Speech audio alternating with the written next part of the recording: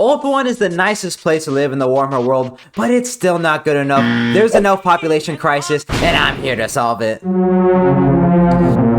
Starting from the heart of Avalon, Alarelle the Radiant, I'll be taking her and her cohort of handmaidens around the entire world, spreading a bubblegum pink mist, slowly corrupting the entire world in 6 stages, where Alarelle will go from the Ever Queen to the Ever Bop, as Tyrion sits in the corner and watches, just like normal. As always, I'll be playing with all settings cranked up to the max, and if you love this juicy content and want more, make sure to drop a sub and check out the Discord. Tyrion, she's busy little bro, so it's time for me and the Ever Queen to start this campaign.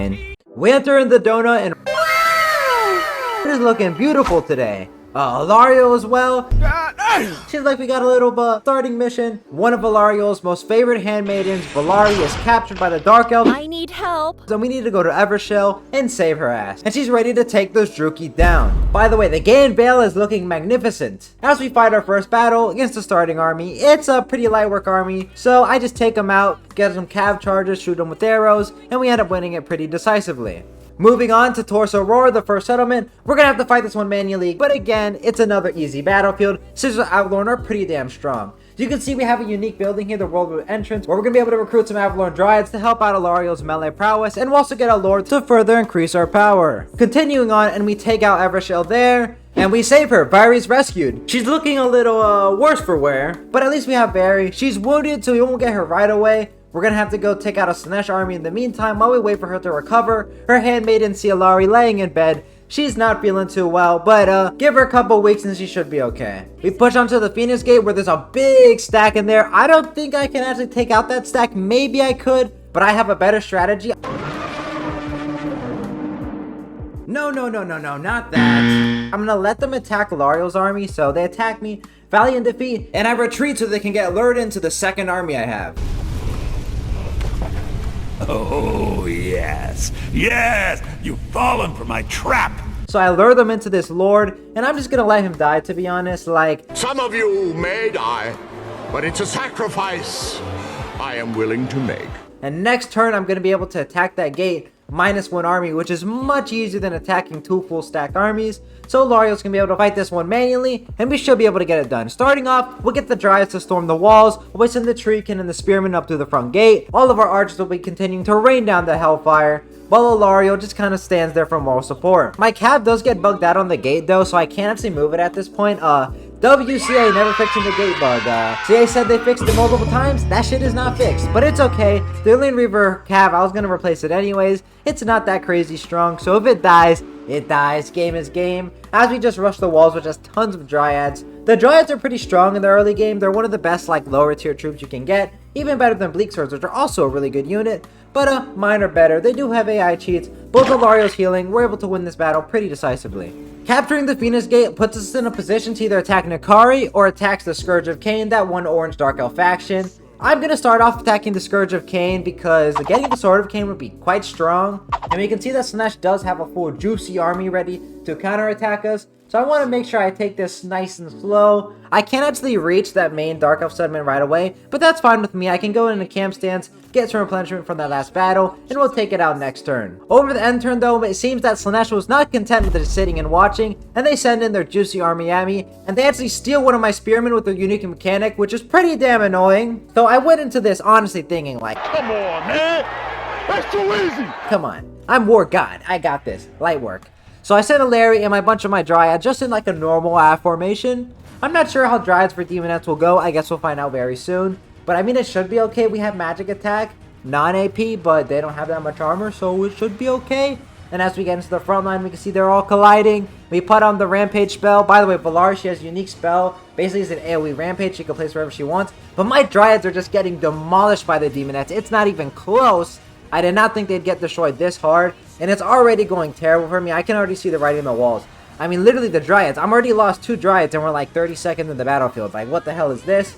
Alarelle's trying to pop whatever spell she can. And I'm also trying to snipe the heroes. Maybe I can get them and get back in this. But the Furies are coming in my back line. And it looks like there's some Chariots too running through my Dryads. And things are already gone to shiesty really fast. Even a Secret Charge comes in the back. I did not see that one at all. I didn't even know I knew how to attack from the back. But apparently they do. Maybe it's those Slaaneshi genes acting up. But ultimately our entire force just gets walloped. So I concede defeat to hopefully get a minimal amount of losses. The losses weren't minimal. We lost 4 full Dryads, and next turn we get one of the Lario's unique rights, which will give regeneration for Dryad, Treekin, and Treeman units, as well as giving casualty replenishment, which is all stuff that we sorely need right now. And because we lost that battle, Lariel now has a bunch of gifts to Slaanesh, which will allow them to steal even more units from Lariel's army. So we should be good now that we have, you know, the regenerating Dryads. We'll just have to see how it goes. It says valiant defeat, but, you know, I got this. We huddle up in a semicircle formation, melee in the front, archers in the middle. Hopefully we can protect them from all the Slaanesh forces.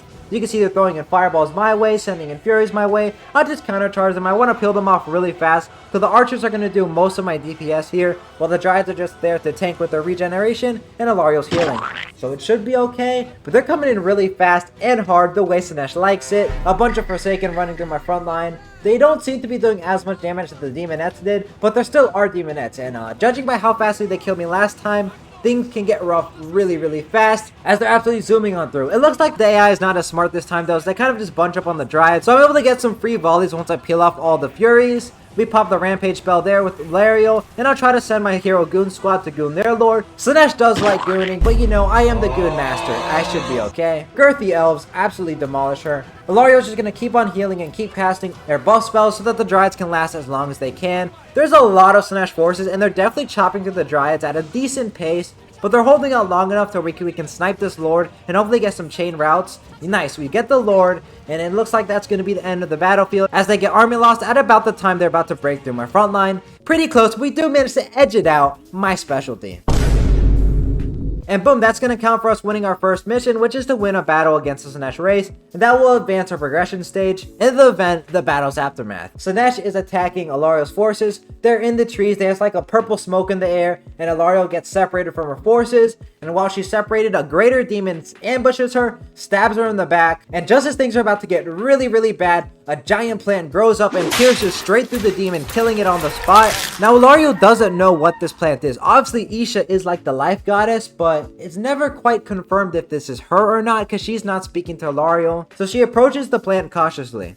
The plant smells amazing, and as she reaches out her hand to touch the plant, it crawls up her arm like a symbiote and attaches to her finger, creating like a flower ring. Alariel makes probably the valid assumption that this is Isha, so she thinks this is just a blessing. Now, is it Isha? We don't really know. Alariel has a lingering doubt that it might not be Isha, but the plant did save her life, and as it attaches to her finger, she instantly feels the winds of magic coursing through her, and she feels way stronger, and she hears a voice telling her basically, Alariel, you need to remove the entire continent of Vault 1 from this demon scourge. And I'm going to give you the power to do that through this plant. Just keep it on your finger and it'll continue to grow and grow until you have enough power to absolutely obliterate Nakari. Alariel then passes out and she has a bit of a sus dream about Tyrion. Who knows what that was about? She wakes up and she's back surrounded by all her handmaidens and sisters of Avalorn, protected by her army, and they've won the battlefield after killing that greater demon. As we can see, Isha's Blessed Ring is going to buff all her magic and make her a little bit more tanky, but there is this unknown corruption. We don't know what it is yet, but unknown +2, well, I guess we'll figure out later. To progress further, we're going to have to fully eliminate Nakari's faction, the Seducers of Slaanesh. We'll also get a pretty juicy reward, no half measures, no quarter. We'll also level up Valari. As Valari levels up, she'll get her own missions and storyline happening where she will also change as Alariel does. Very is just basically reminiscing about the times when she was trapped in Rathi's camp. Moving on, it's time to take out Torn Anlik and really get rid of at least the Dark Elf Scourge. Starting off the battlefield, I send in the little goon squad right at the start to hopefully blob them up. Blobbing them up will just allow me to shoot them and get some Dryads to pull up as well and hit them from the back. I'm trying to force path my little squad again to snipe the Lord, but there's a lot of Dread Spears, so it's kind of hard for me to do. Eventually though, we do push through and beat him down pretty decisively as my sisters shoot in from the back and the Dryads run in there and are helping out. We are taking tons of damage and a lot of my Dryads are already heal capped as they took so much damage from the last battle with no replenishment, and just through bodies and bodies we're able to get through before able to win the battle. My handmaiden barely gets sniped and Alariel is literally on 1 HP, so things were really close. I lose the handmaiden sadly, but luckily Alariel does manage to keep her life and we take Tor Anlek. A really big win for us. It's going to allow us to have a foothold against the Slaaneshi forces, and I'm going to make sure I finish off that Slaaneshi army we fought earlier, because you can't leave Slaanesh hanging or else bad things are going to happen.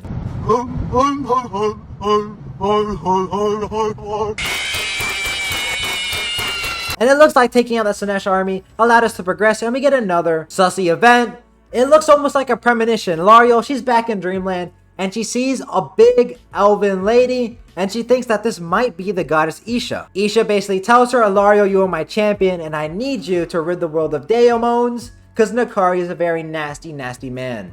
We'll also take out the Shrine of Cain, which has a pretty decent stack in there. But I topped up Alarelle's army with a bunch of juicy dryads, fight that in melee. The battle progresses pretty smoothly. They get some dark shards shooting in from the barricades, but it's not enough to peel off the dryads because there's just so many of them, and we are able to just overwhelm them with numbers pretty damn easily. Taking the Shrine of Cain is a big win because, as you might imagine, I'm gonna get the Shrine of Cain. Of course I am. Because getting the Sword of Cain will be a massive boon to my forces. The next turn progresses, and it actually turns out Safri is at war with me because they're owned by Slaanesh. I did not realize this, and they get an easy free pick on my Torso Roar, and I'm gonna have to make sure I recruit an army at the Gainville right away, or else the campaign is cooked.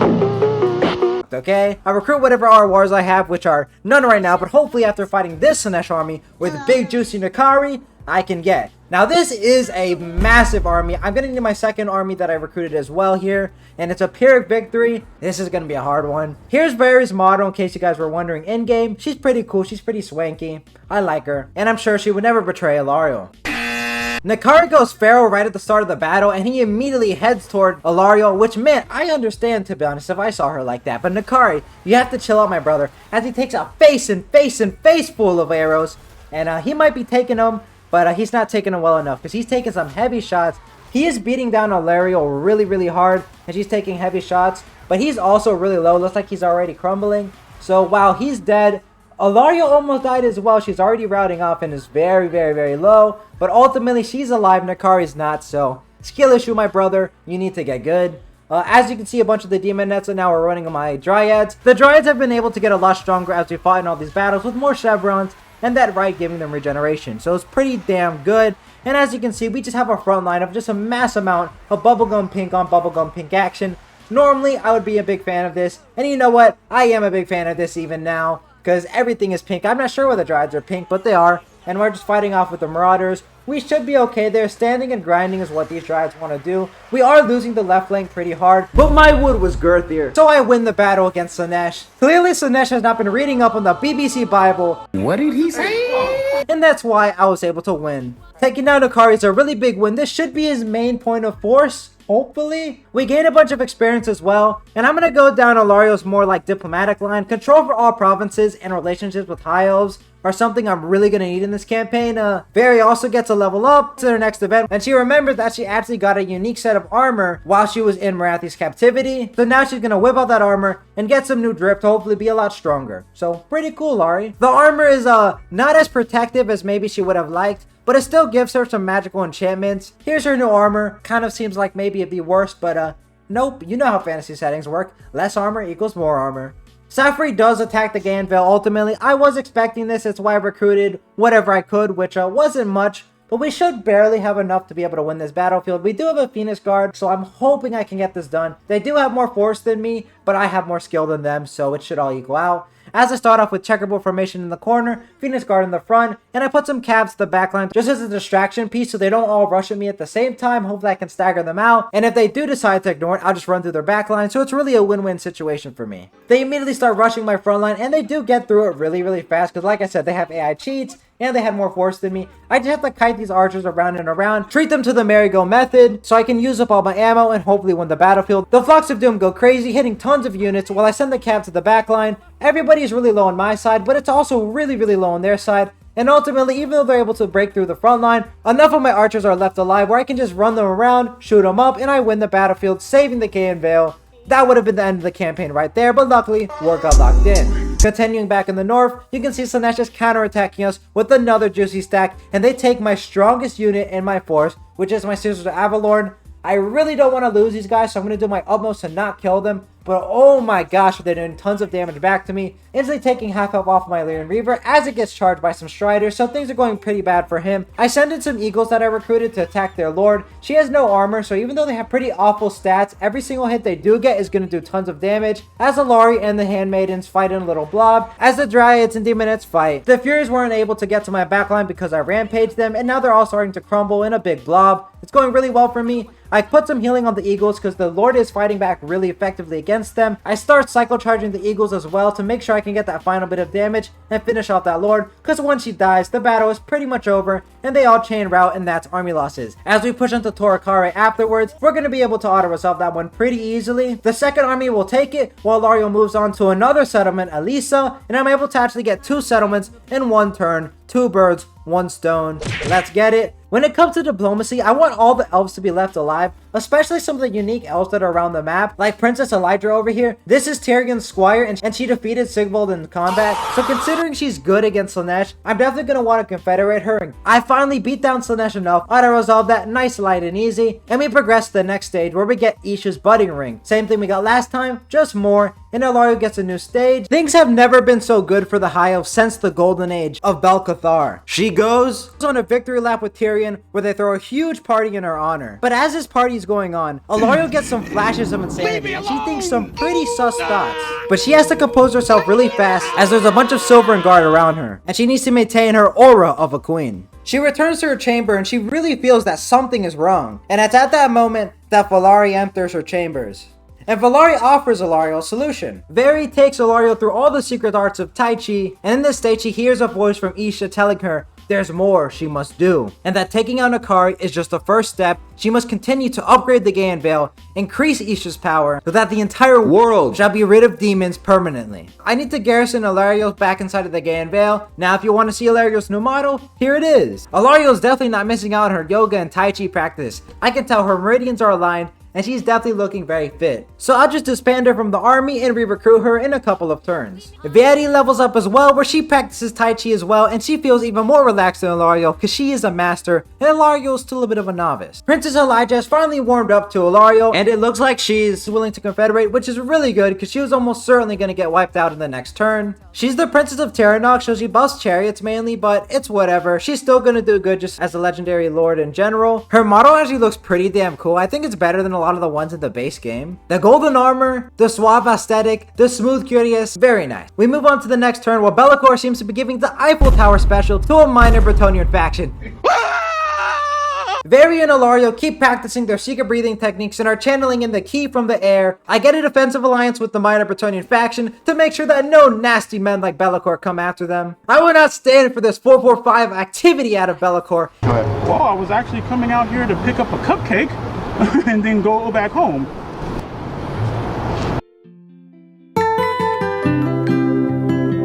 And I'm here to take him out. Brother came for a cupcake, and he's gonna leave with a donut straight through his chest. Now, I was talking a big game, and then I saw his actual army. That shit pretty juicy. That's pretty juicy. He has his 2 Norscan henchmen with him, so I'm gonna want to separate them, so I'll retreat from this initial battle. Tyrion is actually a homie and takes out Sathari for me, so I don't even have to deal with them as they take out their final settlement, Tosaror. Bye-bye. Silastra, though, is trying to find the pirate booty, apparently, because she's taking out Tor Anlek and just harassing me. Why is this fat ghost over here? She needs to go do something. How is a ghost even fat? Really, that's the question I'm trying to ask. Like, you're a ghost, you have no mask, and your ass is still fat. Crazy work. Be'lakor 445 attacks Princess Elydra. We need to keep him off the streets, but he's got a really strong stack.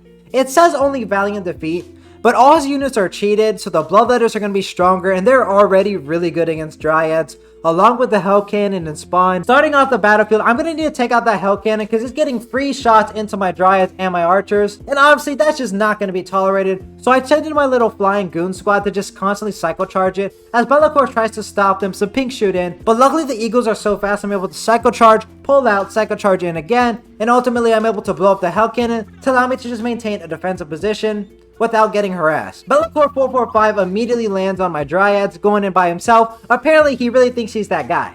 Now maybe he is normally, but right now he's not, and he gets obliterated by a volley from the sisters, my normal archers, and all of my single entities all converge on Be'lakor, because we need to get rid of that brother. He has way too much mobility, and even just casting like Pit of Shades is going to one-tap my archers, so that brother needs to go down now. He is eating the shots a lot more than I would like. He pops the Shadow Shroud, giving him 60% ward save, but luckily I'm able to just tap it and tap it and tap it until he goes down. Now even though Be'lakor goes down, things are not good at all. My front line just gets obliterated by bloodletters. I'd like to point out at this point that the right for the regenning dryads have worn off, so I no longer have regeneration on them. so they just get completely washed over by the bloodletters like they weren't even there. I was expecting them to hold for at least a little bit of time, but it was just ridiculous how fast they got defeated, and I'm already on the back foot, as I'm just going to try to manually kite on foot with all of my archers. But sadly, bloodletters are really fast, the pink horrors are shooting in at me.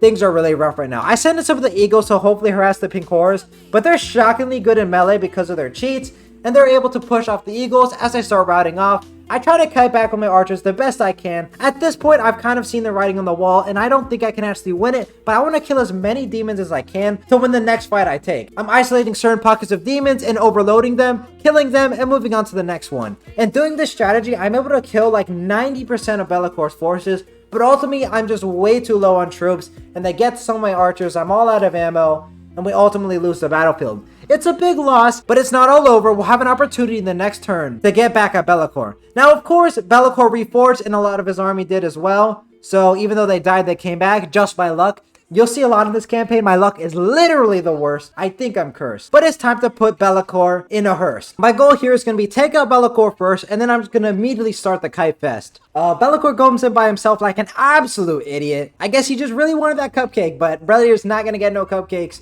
And we obliterate him. He does last for a lot longer than I expected him to. But once we get him down, we're able to just kite for like a long time. I'm speeding this up, but this probably took me almost an hour, this battle. I mean, you can see the timer at the top. Okay, maybe I'm exaggerating, but it did take me a long time, okay? So yeah, we fight that, and I get it down to a point where it's just a halberdier left, and my little lady, and an archer. And it's really close. I mean, it's absolutely insane how close it is right now. These are all the troops that I have and all the troops that Be'lakor has. It's just this one little halberdier unit left, and there's another little halberdier to the side that rallied and came back. And it all comes down to this. Can I ride off the halberdier, or is Princess Elytra gonna die? I pop her ability. It's gonna give her a bunch of anti-infantry buffs and charge speed, but ultimately she gets taken out by the halberd, and we lose the battle. This one was a devastating loss. I really thought I was gonna win it, but the halberds just locked in. The cheats go crazy for the AI, and they were just not feeling like routing, and we barely lost it. Now, we did basically kill Be'lakor's army as well, so it was pretty easy for me to take my second army and start bullying these Norskin boys without Big Daddy Be'lakor to help them out. Back at the Gaian Vale, Alarelle is off cooldown, so I'm able to recruit her instantly, and we're able to get our next event immediately. Essentially, Avalorn is growing more than it has ever been before, but while Alarelle is practicing her secret martial arts techniques and breathing styles, she randomly just knocks out and is taken to a dreamland. But something is wrong with Isha. Isha's not saying anything, and is just staring at Alarelle menacingly.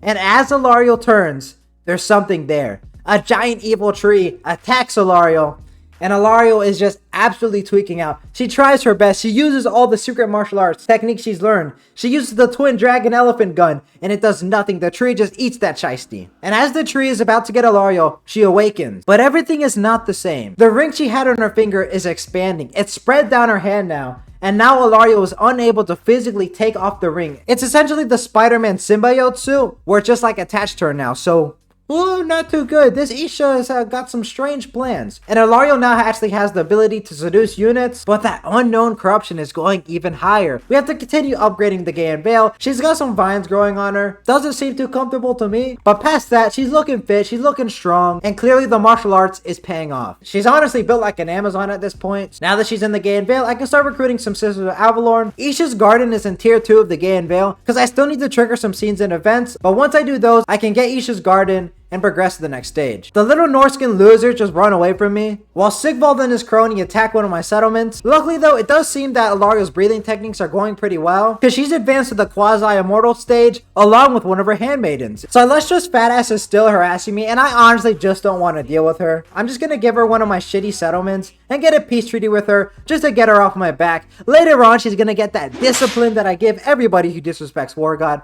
but for now, I guess we're chill. All the handmaidens also make it to Alarelle and join her army. Nice. Sigvald's little goon brother attacks another settlement of mine. Like, can you just lay off it, my guy? And also, this little bitch boy Norska guy just keeps running away from my main army, and I'm going seriously broke at this point. I'm having to sell settlements periodically just to keep myself afloat. We do get the next event though. Basically, the avatar of Isha pulls up to Ariel and she's like, yo, Ariel, I got this brand new secret text to show you. And they do dual cultivation to reach immortality.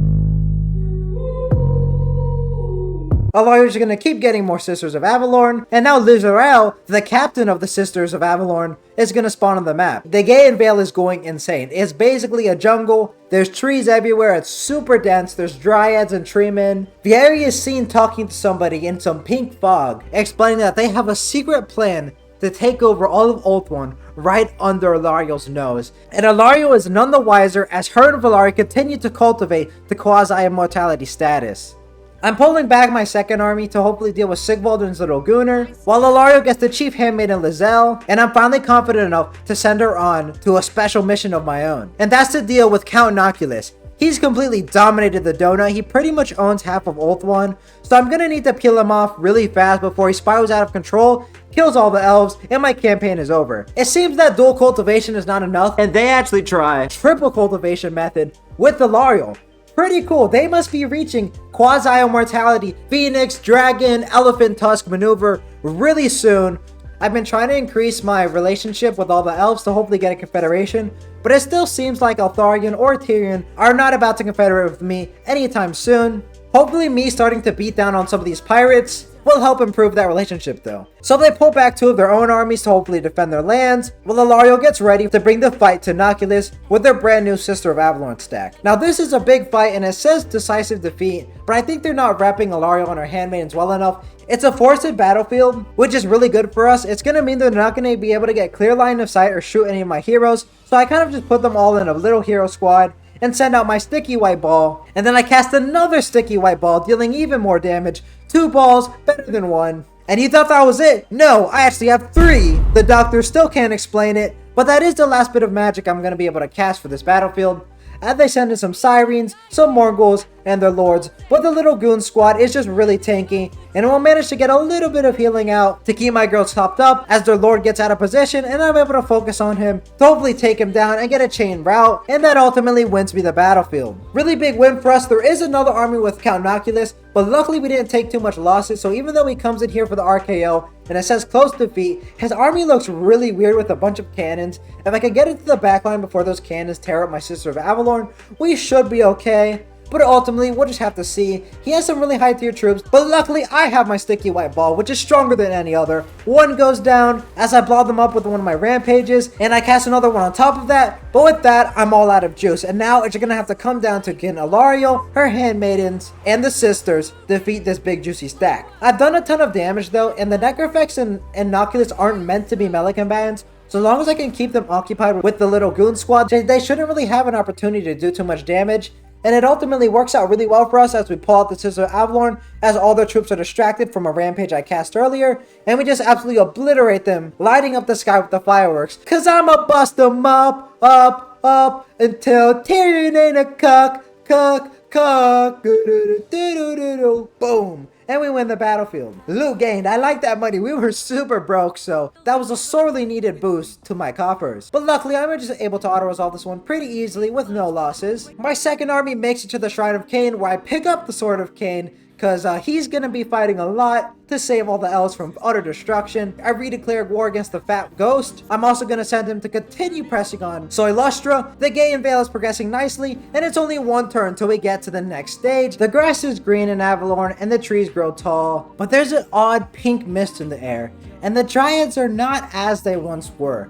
The Dryads are a little bit more sus, more human-like almost. And the trees, what the hell is that tree doing? The trees, they do get a little bit freaky at night. Something is definitely off here. Larry upgrades until Lario the Bountiful. We're gonna have to continue upgrading the Gaean Vale to get that advanced progression stage, but it says the grove's true nature will no longer be hidden from the Asuran and Tan in your rest if we get that next event. That's pretty ominous.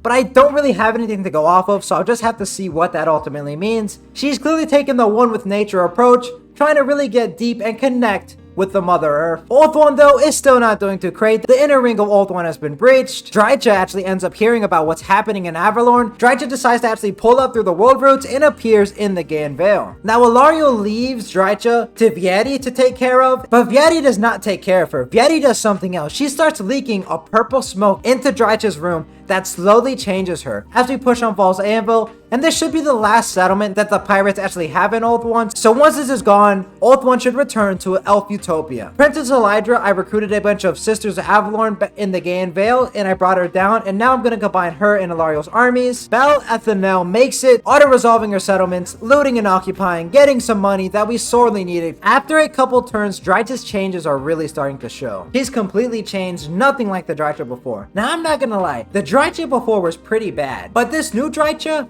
is even badder, which is kind of crazy. And now Drycha is super amicable with the elves, and she's willing to work with Alarelle and all the elves to further Oath 1's society. And Drycha's gonna confederate with our faction. Drycha's settlement of the Griffinwood, when I confederate her, it gets blown up, but I at least do get the heroes that she had. So Drycha has her own corruption mod, which I'm definitely playing because I love Drycha. Top 5 character, honestly top 3. I love Drycha so much. I'm definitely gonna be playing her campaign later, but for now you kind of get a sneak peek with some of her legendary heroes. So immediately I'm gonna recruit Drycha in the Gaean Vale and get her some of those Dryad units, which obviously she hyper buffs. I'm just gonna continue to recruit Dryad. I get some branch rates as well from the Gaean Vale's unique building, stick them in Drycha's army, and I recruit some unique Dryads called the Brave Dryads. These are basically just normal Dryads with the Mark of Slanesh, so not too much of a difference, but they do look a lot different, which I'll be showing you a little bit later, at least as much as I can. Belle Ethanel takes out the final settlement of Soilustra. It's a close victory, so I'm just gonna auto-resolve it. Soilustra, never open that fat yapper of yours again. Go on a diet, take some Weight Watcher pills. Bye-bye. On a normal day like any other, Alarelle finds out some distressing news. She was saving her double chunk chocolate chip cookie for later, and it's so tasty and good, and Alarelle wanted it so badly, but one of her handmaidens actually stole and ate the cookie, and this absolutely pisses Alarelle off. I don't know if it's the bubblegum pink in the air or the plain ring on her finger, but she just absolutely loses it on this handmaiden, so she hits her with her special move, the plant whip, making sure that she never steals her chocolate chip cookie again. What's more impressive than that though is the fact that we finally made it to the Galleon's Graveguard. We've taken a bunch of attrition on the way here, but now that we've made it, the Count Noctis's time is up. I want to increase the odds in my favor, so I'm going to take Count Noctis's mortar here. If I allow this to shoot at my sisters, it's going to do tons of damage. Starting off the battlefield, I blob up all my single entities at the front to hopefully delay them and put them in a staggered approach while I hit them with my sticky white ball. I set up my sisters of Avalorn in a checkerboard formation, lighting up any little zombies that get too close. Sisters, I make sure to heal up all my girls, making sure they're nice and healthy. I cast a rampage to make sure that all those guns are in combat with my single entities as opposed to shooting them, decreasing their damage output by a whole load. I do have some net spells as well on my handmaidens, which I'll be casting on the zombies to make sure that they can't actually reach my sister Avalorn line, because I have no front line. It's all Daka, all power. The mortar is shooting in, the scissors are shooting in, and things are going pretty good. Some zombies are reaching their front line. You can see some of my sisters getting completely obliterated. Hopefully it doesn't get fully wiped out. I try to cast a net there to make sure that they can't keep pressing on me, because they do a lot more damage than I was expecting for just basic zombies. Guns at the end of the day, one bullet through your skull and you're cooked. The mortars are kind of obstructed, so I move them to a better position. Thunderbolts go down, zombies keep pushing me, it's an unending horde. Eventually I actually have to pull back the sisters because the zombies have pushed so much, so I'm going to start kiting just a little bit. The sisters are kind of hybrid infantry, so they can fight off for a little bit. So I just kite and pick down the zombies slowly but surely.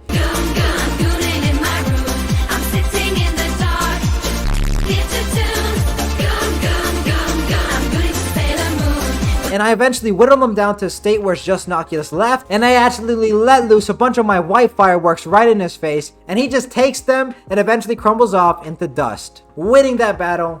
And that's going to be the Dread Fleet completely taken care of. Without the Galleon's Graveyard, they don't have that point of attack where they can constantly send pirate stack after pirate stack. Valari also gets an upgrade, which gives her another event. Again, it's just another massage session, but this time it's more of a memory of what happened when she was trapped in Marathi's camp.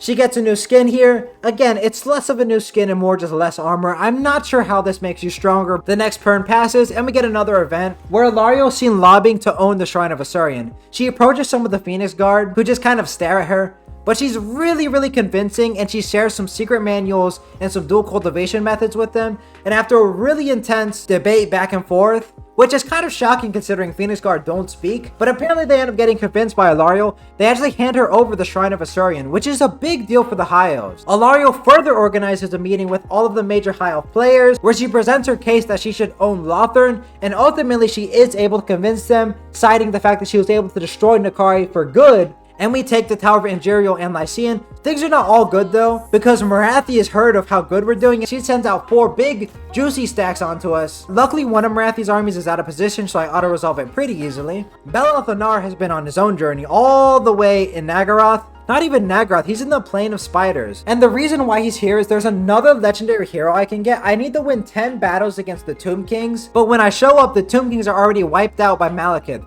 and all of Marathi's main armies move onto the mainland and are ready to attack Baal's Anvil. I do have a lot of force of my own, and Tyrion here to support me, so we're going to be in for a huge battle of elf on elf violence. Some may enjoy this, but I don't enjoy this. I want to see the elves together. It's a Pyrrhic victory that's going to be hard fought, so let's run it up. Starting off the battle, it's not me, it's Tyrion. And you know, I'm fine with Tyrion taking a bunch of this damage. Hopefully Marathi beats him so badly that he wants to confederate with me, so I'm just going to kind of let him get his Doonies beat down for a little bit. As my reinforcements come in, I'm able to get them in pretty good positions where they just lay down laser fire from the sky. Forces, I also got some flame tornadoes coming down, breaking down some of the dark shards, which have really high damage output. My handmaidens are harassing the backlines as well. I want to make sure that none of Marathi's range are able to counterfire at me, because they're the ones that are going to have the most damage output. The sisters are doing good though, just constantly just shooting volley after volley, laser after laser.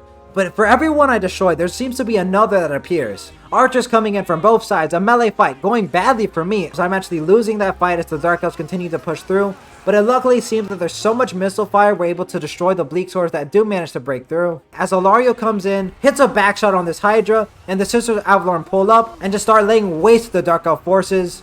AP, magic attack, fire attack, all things that add up to complete domination as we take out this Dark Elf force and we ultimately win this huge battle. Tyrion dies, but did we really care about him in the first place?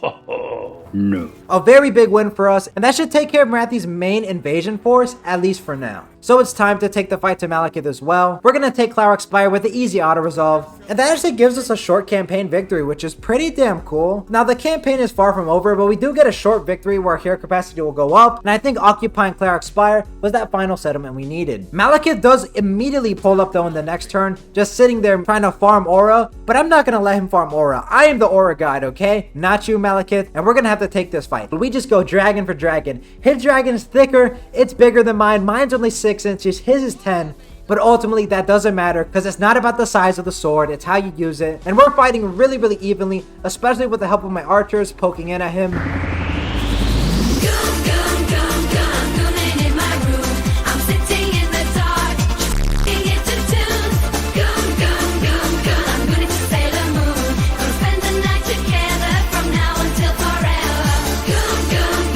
Malekith's army is pretty strong, but luckily his dark shards aren't shielded, so it's really easy for my Lothrons to poke in on them because we have longer range, and their AP is kind of wasted. It's only really good into the Treekin to have armor, and some nasty burning heads in the backline immediately put us ahead in this battle.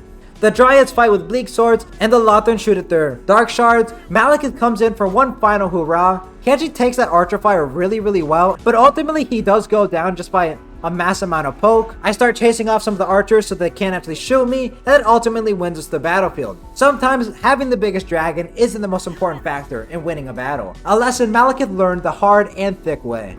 He does have another army though in the Plain of Spiders, and considering I'm so low, I'm gonna have to retreat back to Cleric Spire, and as that next turn hits, they present me with a dilemma. The Sword of Cain. Now, normally I would love to keep the Sword of Cain, but I know you guys haven't seen it, but I've been completely broke as hell this entire campaign. Just completely in the red, and I really can't afford to keep the Sword of Cain any longer. Larry takes her force all to Marathi's lands to hopefully take the fight to her, while Drycha retreats from Sigvald's approaching army to hopefully get all these unique legendary heroes into that army. I recruit Princess Elydra back in the Cleric Spire just to give me some more oomph as these Dark Elf armies come rolling in one after another. Tyrion clearly seems to approve of whatever I'm doing because he's really close to confederating. That strategy of just letting him die to Marathi has lowered his strength rank a whole bunch. He's only 2 relations away from confederating with me. Probably next turn I'll be able to confederate him. He actually owns more territory than me. I really want that confederation. I mean, I'm at 400 relations, and as I'm scrolling through my missions, I get a pop-up. Mission failed. So you know how I needed to defeat 10 Tomb Kings? Yeah, that's not possible. And I was really upset because it's only turn 42 right now, and somehow every single Tomb King on the map, minor, major, Cetra the Imperishable, Brother Perish, the army Malekith had, does besiege my settlement, and it looks like we're entering into another fight with Malekith's armies. It seems Malekith learned from his previous mistake, and this new army does have dark shards with shields, so counter shooting with a Lothern Sea Guard is not really going to work, so I immediately send out my Dryas to hopefully force them onto the skirmish mode, as I send my big BBD Dragon in the backline as I cast a nasty Burning Head. Two Hand-Maidens try to snipe the Lord, while Dark Shards and Lothern counter shoot each other, and Bleak Swords push my front line. I do have a little reinforcement garrison, and Princess Elithara, which is really helpful for this battle, and it ultimately seems that they just can't deal with my Dragon or Burning Head, and they get taken out pretty fast. The AI skirmish mode is honestly more of a detriment than a help, so W for me. Close victory. We're gonna need a lot more of those if we actually want to beat Malekith's armies. Drycha finally gets close enough to the legendary heroes so where I can add them back to our army, and Prince Sigvald, oh buddy, today you're gonna be feeling the hard wood. He tries to run away, but no. Drycha's coming in and disciplines him, auto-resolve that, no point in fighting it. His army looked pretty weak anyways. I want to try to confederate Imrik as well because he's down to his last two settlements at 96 strength ranking. He might have the lowest on the whole map. The Gain Veil has reached tier 4, and on the next turn we progress. Isha personally comes down from the heavens, and she is just so proud of what Ilario has done with the Gain Veil. It's truly unlike anything it's ever been before. But as Ilario dives deeper into this realm of quote-unquote Isha, it starts to go bubblegum pink. She fully devotes herself to Isha. She gets ambushed by Valari. She immediately takes her down to the floor, and Ilario thinks it's all a joke, until suddenly Nakari pops out of the darkness. She thought she had vanquished him, but there he is standing 6'6" and 10 inches thick. Nakari is not a nice guy, and he immediately gets to attacking Ilario. But Ilario actually ends up getting weakened by the ring that initially gave her all that power, and Nakari takes advantage of this and gets the upper hand, winning the fight with Ilario. And Ilario concedes, okay Nakari, how about instead of being enemies, we work together? Nakari approves of this plan. So basically, yeah, we can confederate Nakari now. Who could have seen it coming? Isha wasn't Isha? It was Nakari / Lanesh this entire time? What? And also, can I just point out, what the hell is that mushroom thing next to Ilario? That is not any mushroom I've seen before. Let me tell you that much. But confederating Nakari comes with the huge unintended consequence of our rebellion with Pain and Yvresse. Things are going to get really bad for me really shortly. If you remember, most of Old One is owned by both Yvresse and Etain. So, I'm really not looking forward to this. I do get some corrupted rights unlocked. You'll see what those are later. But for now, there's a huge problem.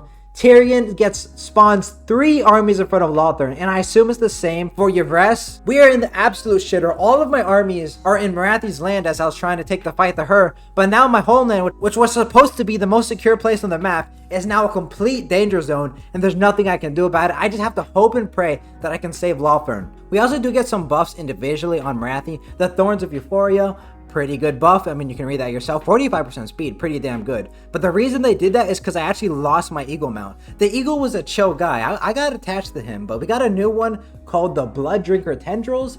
Apparently the tentacle guys are alive. I guess that's cool. Vine's Mother Earth, I don't know. Ilario has a whip now, kind of freaky. And she's got a new model too. I'm not even sure what's happening here. There's a lot of bubblegum pink flowers, bubblegum pink vines, a lot of bubblegum pink. It's like my second favorite color, so cool. I like this new Ilario model as well. It only gets better and better, baby. Now, how does this thing actually make up for losing my mount? It gives me immune to flanking, melee attack, and it gives me plus 200 mass depending on how many kills I get. 100 armor up to as well. Ilario's already pretty dang thick with triple C's, but this is about to be on a whole nother level. We're gonna have to go to like 10 C's at this rate. And again, to get to the next stage, we just gotta keep upgrading the Gain Veil. Upgrade, upgrade, upgrade. That's all it knows. Corruptor of Old One. Whoa, a little bit saucy there. What is Nakari doing? I don't know. Mr. Nar comes back with a little Sineshi army here. One of Sigvald's goons is right next to it, so that's pretty damn bad for me. Luckily, Drycha is right next to it, so I'm going to send her to reinforce the army. And wow, just look at that. 70% of the donut is owned by Tyrion and Yvresse. Things are really bad for me right now. Tyrion is strength rank 2. Yvresse is probably like strength rank 3. So I don't know if I'm going to be able to win this one, but hopefully with Nakari's help, it'll be okay. Even the armies that I took with Ilario to fight Marathi have rebelled on me, and Ilario's gonna have to fight what were once their allies. They do just run away though. Seems like they don't want that smoke. Still back in the desert, Malekith keeps sending army after army. I don't know why Malekith thinks it's gonna work this time, but hey, it's his final little gambit. Let's see how it pays off. And I get a nasty burning head, absolutely runs through them, just like your mother got ran through. I continue circling my dragon princes around the shades like a shark. I want to constantly have them on the move, never give them an opportunity to actually set up and shoot back at them, because one good volley from a couple of shades is going to cook this dragon prince. Overcasted piercing bolts of burning comes down, immediately eliminating 2 more shades, and as we speed on through the battlefield, things are just going amazing for us. I really don't know why Malekith thought that if he sent the same strategy 3 times, eventually it was going to work. Is not how that works. Maybe for gambling it works like that, but not for this battlefield. And we're ultimately able to get the win pretty comfortably. And that was Malekith's last main resistance. I think the rest of his armies are all the way in Nagaroth. I decided to vassalize Alethar the Swiftwing. I end the turn and let's see exactly what Tyrion decides to do. Besieges one of my settlements and takes a big juicy army. By the way, what the hell is that army? They are so strong, goddamn. While he leaves 3 armies besieging Lothern and another army in Attain retreats into Marathi's settlements. Yvresse comes and attacks Angeriel and takes that settlement immediately. Eltharion also sends another stack to reinforce and getting ready to attack me with 5 armies in total. That's intense. Nakari actually gets a unique trait, the Demon Everking. Pretty cool. And look, even Alariel's unique trait has changed. Now it's no longer good enough to just have the elves owning Ulthuan. Either Marathi has to own Ulthuan, or her has to own Ulthuan, or the High Elf faction has to be vassalized. Back in the fight against Marathi, I pushed her into Arnheim, and I'm able to get a pretty easy Pyrrhic victory against Marathi, showing her who the true Everqueen is. And the money I get from this, I'm definitely going to need for the rest of my battles. Dracha pulls up on Sigvald's little goon buddy, and we attack him. A Pyrrhic victory, so we're definitely going to have to fight it in melee. First, we have Grippy Draika. I don't really know what to say about her. She's purple, like Thanos. Plant Lady. What the hell are they feeding the plants? This Plant Lady is absolutely gutted to the gills. Broccoli Head. She's a broccoli head. Not much to say about that one. Yeah. Ariel of the Gat. I mean, damn, they really upped the slider on her, huh? I mean, that shit is like, brah. And the unique Depraved Dryads. Like I said, their stats are pretty much equivalent to normal Dryads, but they look a lot different, and they look really good too. The first thing I wanted to test was the Snake Lady's unique attack, and it's very cool. It's like the Shopti Great Bros attack. It's like air-breaking missiles. I don't even know, but it's super cool. I don't even know what the hell she's shooting, but it clearly does tons of damage into infantry. I'm not sure how it would do into single entities. I'm assuming it'd do a lot worse, but into infantry, that's pretty damn good. Good job, Thick Snake Lady. Or she's not a snake, she's a plant, I guess. Anyway, I'll just use it to harass at the start of the battlefield, get some free damage, why not? Free is always nice. And she's absolutely wrecking those marauders. And as they come in, I pop up big dollars of below. Skin will charge on my dryads, I'm gonna counter charge them. Dryads have magic attacks, a little pretty good in that fight. And you can see we just blob up. One of my heroes seems to have like a spawn summon ability like Morgor. I have no clue how this works, but we do have a temporary Nurgle spawn, which is gonna help me just be way more survivable. And you can see the hero squad is absolutely clearing house. I have so many spells and abilities, I couldn't even tell you what they were. When we play the Drycha campaign, I go into everything in much more detail. But honestly, I'm just having so much fun. This Drycha army, there's just so much happening. It's great. And the Norskins are getting absolutely mollywopped. Even the Dryads are absolutely putting in work. They're taking some good damage back from the Norskins, but ultimately we're able to win it pretty easily. Way too much girthy wood for them to handle. Go back to Norska, little bro. She's busy. We get a unique hero. I'm not sure what that's about, but okay. What's more important though is we got our saber ass back in Lothern because, oh man, there's a lot of armies here. Falls Anvil, again, is besieged by 2 armies. I try to reinforce whatever I can with a little dookie stack, but it's not much. Now the main fight that I need to win is Nakari versus these 3 girthy armies. I give Nakari the absolute best items I have from every single character of mine. I make sure this brother is kitted out to the gills. I give him all the R-Wars. I give him all that juice. And I even gave him some words of encouragement that he is 10 inches in thick. So hopefully that's enough. Now, I do have the Seduce ability, as you saw earlier. I think the best unit I could use this on is a Sister of Avalorn. They have the most DPS if I'm just able to keep it alive. So I think that's what I'll be seducing to hopefully give me just a little bit more of a chance to win this battlefield. I mean, they have 3 hyper elite stacks, more like 2.5, but I only really have 1 stack, like 1.5 maybe, so I don't know. We'll just have to see how it goes ultimately. I know this shit's about to be fun. I can't seduce any more units, it's only the sister, so let's get right into it. Nakari is pretty juiced with the guild, so my first plan was like, I'm just gonna harass them, try to stagger them. Staggering the AI is one of the strongest strategies in this game. If you're able to just get them in a staggered force, especially when you have an archer-based army, you're able to kill one and move on to the next one and not get overwhelmed. So that was my plan, but the High Elves have so much elite cap, they quickly surround Nakari Nakari and the Phoenix, and we get trapped and things get really scary here. I try to whip them, but it's not enough, and ultimately the Phoenix gets stuck, and I'm only barely able to pull Nakari out. I try my damnedest to pull the Phoenix out, but he ends up routing before I can get there. A big whip comes down. Come on, whip, escape. No. He's just gonna route. Now, hopefully he can come back though, because he does get the rebirth, and look at that. Is this War God's lucky break? He actually gets the rebirth for once, and they are approaching from a staggered force. You can see they're sending one unit, but what's way more concerning is why is that stupid Arcane Phoenix chasing my Omen of Sarin? I didn't even know the AI could do this. Why are they never chase units off, literally ever. Why are they chasing off and it goes off the battlefield? Yeah, I was absolutely livid at that point. I was like, I've literally never seen that before. Also, it was just like so far away and had so much leadership and HP, and that brother still wouldn't rally. Like, come on, bro. War God, I can't catch no goddamn breaks. Anywho, one thing that's going good for me is the dragon comes in here. I guess he thought he was a star dragon. Brother is not. He gets absolutely lit up by archers, and even Nakari comes in to smack him in the face, makes sure that he knows who the king is. We get some cap too. If you don't know, Nakari in campaign specifically gets an AoE rampage when anybody is near him, so that's why you'll see just a bunch of guys start getting really angry when they go near Nakari. Now they do attack my backline.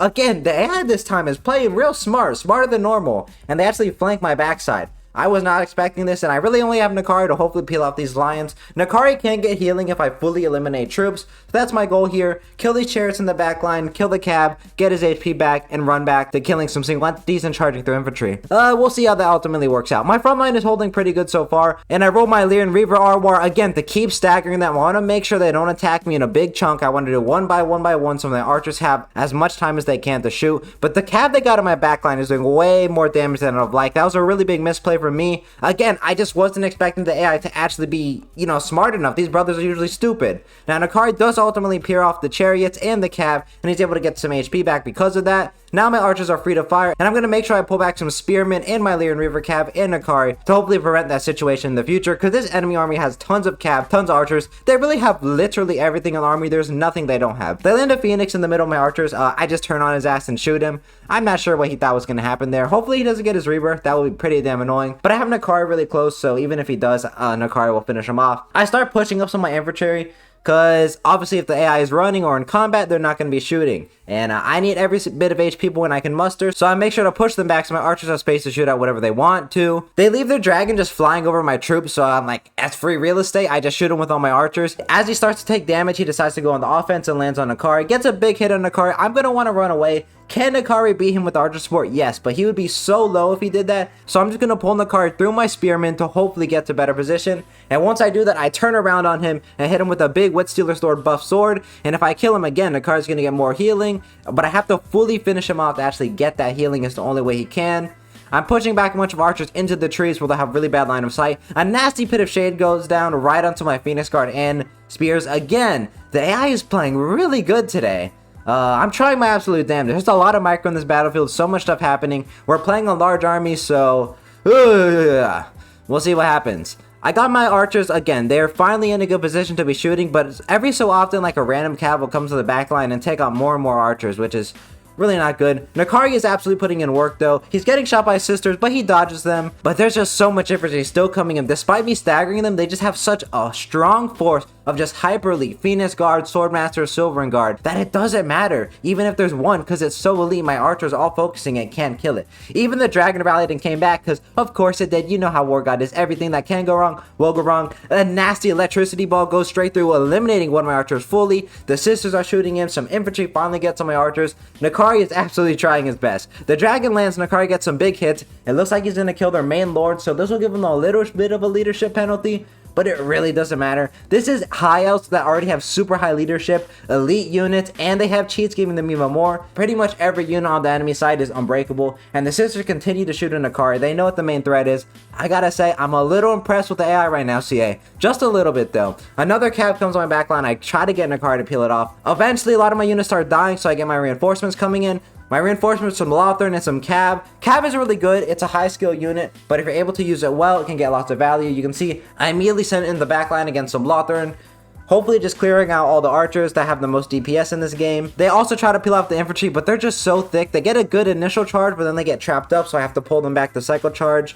I'm trying to take out whatever I can. Anybody that gets caught lacking, I send the cap instantly and Nakari to finish them off. Nakari's almost heal capped at this point, so you can tell he's been doing absolute numbers. And Kari has really good charge animation, so he is able to run through infantry and almost be treated like a chariot and fight single entities. He's actually really slept on Lord in the game, and while he's doing that, the Cav just continues to cycle charge. I try to run into some spears though, which ultimately doesn't go too good, but there's just so much force. I can't deal with all this. I feel like I kill one elf, and there's 20 more on the way. Like, you said elf population crisis? I don't see no crisis here, bro. There's too damn many of them. They need to get their population revoked. What do you mean by that? Nakari is trying his absolute best. There's a big juicy blob over there. Hopefully Nakari can come over there like a big bowling ball, knock them all down, chain route them. That's the goal. We'll see if it works out. Cav is doing pretty great in the backline, though my macro is still up to par. Nakari does get a big charge, and he is wrecking them, bro. He terror routes pretty much that huge blob of elite infantry, but the problem is they're not actually routing, they're just terror routed, so they will come back really soon and have to do enough damage to make sure they continue to route. But they have such high leadership, they rally pretty much right away, which again is really bad for me. I get more cap on my reinforcements, so that's good. At this point, I felt like I was coming back, and Nakari is sniping another lord of theirs, level like 23 on horse, which is a little weird, but Nakari is absolutely obliterating her. And again, the more BOP we get, the better. You can see most of my archers are out of ammo or dead at this point. I feel like I've done most of what I could do, and I continue trying my best. There's some rangers that come in from the reinforcements, and we get a nasty cab charge. It finally feels like we killed that wave of infantry, but another is just there, man. Like, I killed one, it's just so damn many. There is some spearmen that get caught locking though. Nakari pops his little debuffs, charges them, then the cab will charge them. Hopefully that tear routes them off, but again, I kill one and another is on the way. My archers are finally in a safe position though, where they're able to just shoot in and get as much value as they can. I send some cav on a distraction mission into the backline to again just stagger them out more, because they're coming out way too thick and hard right now, and that is not what I'm about. The real scary thing in this battlefield is the Phoenix Guard, because I can't really charge Nakari or the cav in there, because they'll get obliterated if I leave them for even like a half a second. They're gonna take way too much damage, and we're already running on absolute fumes. I have no reinforcements at this point. What you see on the battlefield is all I get, and they still have a little bit of reinforcements left, so yeah, it's rough. I did kill their lord, but a swordmaster and a Phoenix Guard are getting way too close to my archer line, and I don't have anything to stop them. I have a cav, they charge in and do almost nothing to the swordsman. Nakari charges into the Phoenix Guard. I need to run him away though. Again, if he stays there and fights her just a little bit, he's dead. My distraction cav gets caught by a dragon prince that the enemy had, and things are going to really bad. We have done tons of damage to them. While we're running on complete fumes, basically any unit we've killed in this campaign is fully dead, because they have such high leadership they don't really break.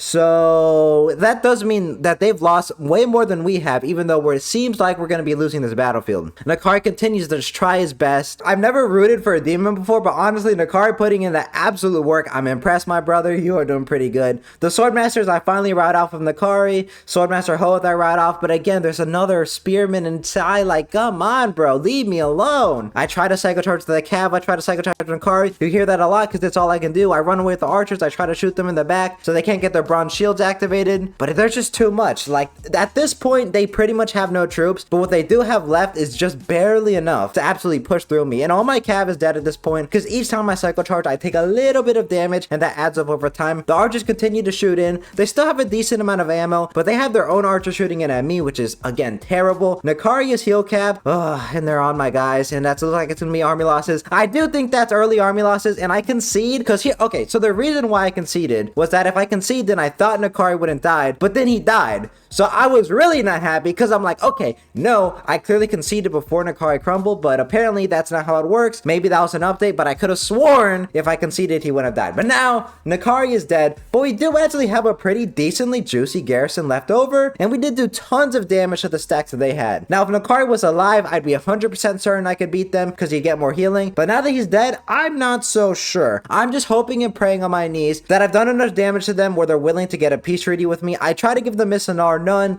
Tower of Lycian none, and Jeriel none, but it does seem I can barely get it with Jeriel if I give them money, and I'm definitely going to take that. I'm going to lose so many settlements if I don't get this peace treaty, so I'm just going to say, sorry Tyrion, it was just a prank, bro, and we get the peace treaty. That is a big weight taken on my shoulders in this campaign. I still need to deal with Yves and Eltharion, which also have a really thick stack that I haven't done any damage to yet, but at least I have Tyrion, right? So we don't have to deal with him anymore, at least for now. If he declares war on me again, we're probably cooked. Eltharion seems to be getting both of his armies separated, which is honestly pretty stupid, bro. Are you dumb or something? Warden of Yves. Yeah, clearly they need an IQ test for him, because he just separated his forces, giving Drycha a route to penetrate. Now, speaking of penetration, we got the next event here, and it seems like Nakari just going crazy in Oath 1.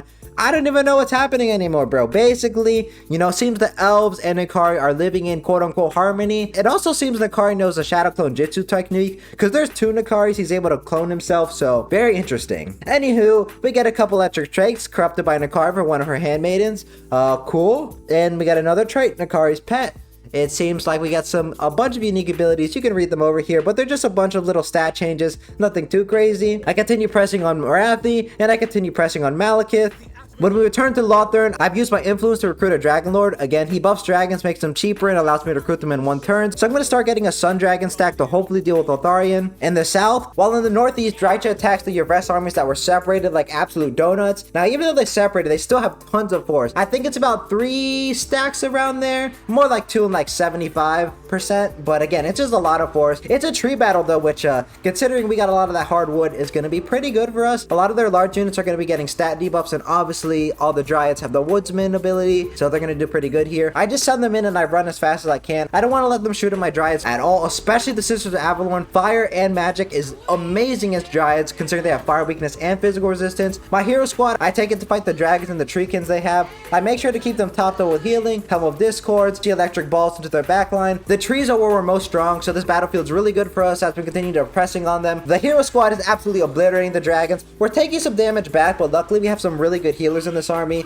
allowing us to absolutely obliterate them. You can see big level 40 dragons, big tree men. It doesn't matter. We take them out. The trees are our domain. You can see the Dryads just obliterating even these high tier troops like forest dragons, but they do have a big archer corps shooting at us, getting tons of damage. I'll need to take that out. But ultimately, they can't fight against the trees. Even the woods themselves don't want these elves here, as the vines peer from the ground, absolutely doing tons of damage with the dwellers below. The spearmen are running absolutely discombobulated, and we win the battlefield. Very fun battlefield, very aesthetic. I like it. We're going to continue to press on to take their main settlement here. Again, another Pyrrhic victory, so we're going to have to fight it manually. They just have tons of troops, tons of treekin, treemen, and dragons, so we'll fight it. But it's a lot of the same, and we win it pretty decisively. Getting that settlement is going to be a really good starting point for taking down Lotharion. Back in Nagron, I bought one of Elithanar's armies, and I'm just going to take this one to go to the little sea lane that's over there, so that I can hopefully flank Marathi's forces from the south. But before my plan can come to fruition, I have to take out 2 of Malekith's Black Arc stacks. The dragons are giving this lord the Eiffel Tower method pretty effectively. I set up at a point where I can block them up and get some really good volleys with my artillery, while the cav just cycle charges the backline.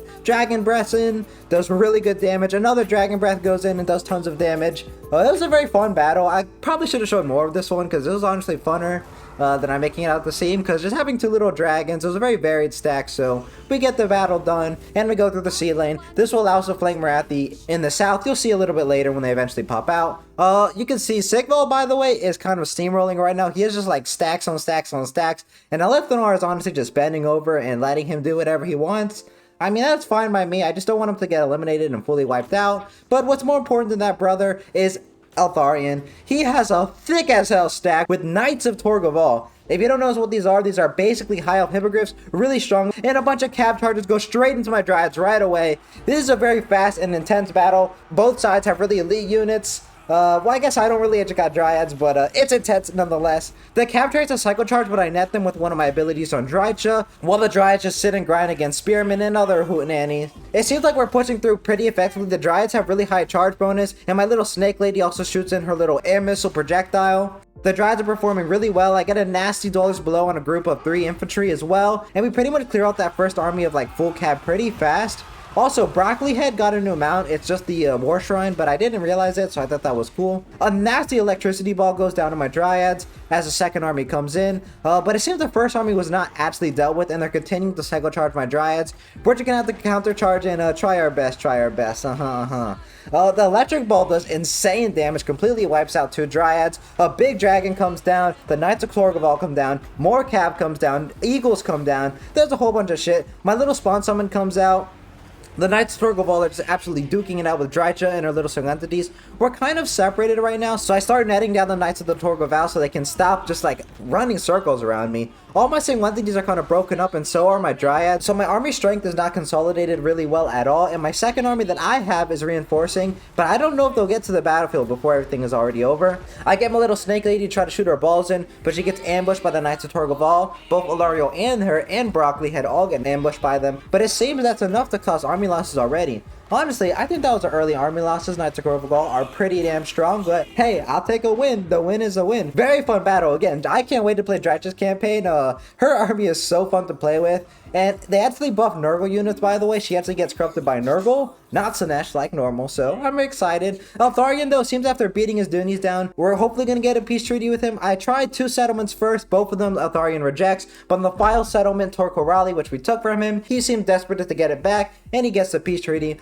We also got a couple of unique Sineshi themed rights. They kind of suck though, because they're kind of like side grades, like -20 control for all provinces. Hell no. So I won't be doing any of those, but they're there if you wanted to do them. This is just a random rogue army that spawned in Lothorn, so I just auto-resolve it, some free money. Pretty thick stack, but I don't have to deal with it. And we get our next event. Basically, the chief handmaiden Alarelle is hunting down some demons that are in the Gain Vale that snuck in.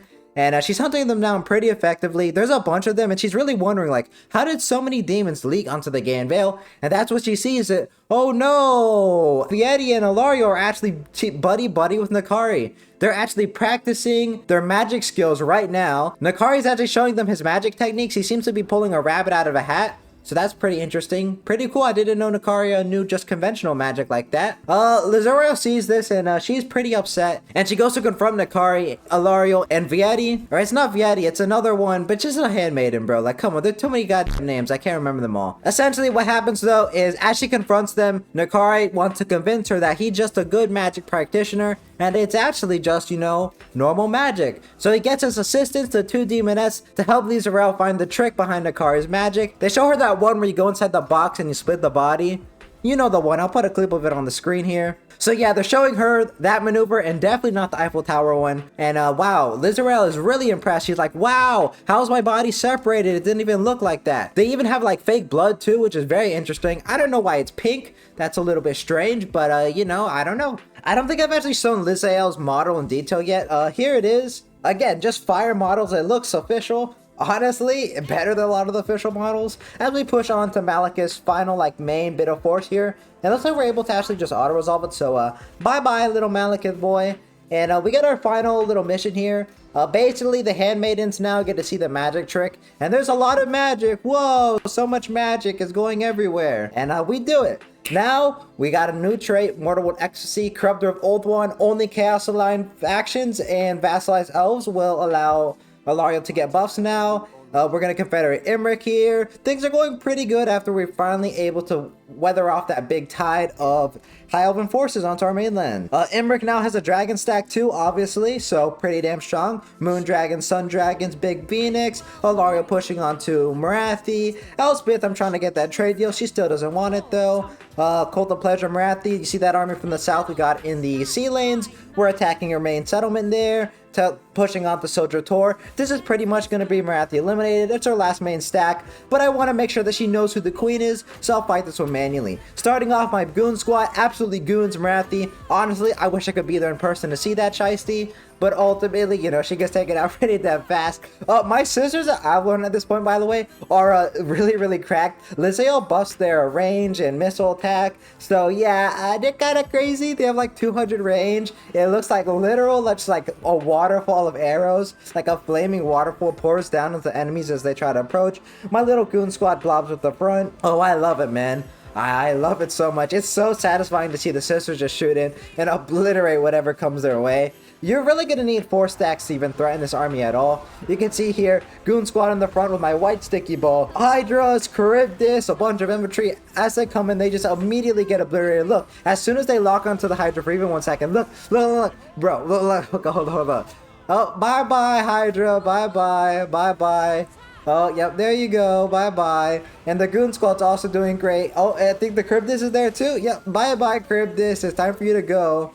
Yeah, they're a little strong. We did take some decent damage still, though, just because there's so many troops. I think they breath attacked me. The Hydras do a fire weakness, but still, just the DPS is crazy, bro. Brother gets taken out instantly. Go back to sleep, little. That was actually Charybdis. They don't have fire weakness. And yeah, it's kind of crazy. Marathi, Ilario is the only queen in this campaign. You had your time, but it's Ilario's time now. Change the great weapon. You're not counter shooting against me. Yeah, it's fun. Marathi's army is really, really strong at this point, and she needs to be strong because there's a lot of force coming up. Things are only getting harder and harder. If that one random high elf rebellion was anything to go off of, Basically, this event, Sisters of Avalorn also gets shown the magic trick. So now both the Handmaidens and the Sisters of Avalorn have all seen the magic trick. And that is going to end part 1 of the campaign. Now there is going to be a part 2 where we finish this campaign, and I assure you, there are some major tricks coming up. I don't know them yet. I haven't recorded it yet, I'm going to be honest. But there's some major tricks and turns coming up. I've been guaranteed by the mod's author. So I hope you guys really enjoyed. Like, subscribe, join the Discord, support me. There's some links there, you know. You can find stuff if you go looking for all the questions that I know you're going to be asking in the comments. You can go looking if you go searching, I promise you. I really hope you enjoyed. This was a really fun campaign, a lot of work, so any support you can give me, I really appreciate it. And I will see you next time because nobody loves turning Warhammer more freaky than me. It's my genuine passion, baby. And the mod authors, you guys are peak. See ya. Peace.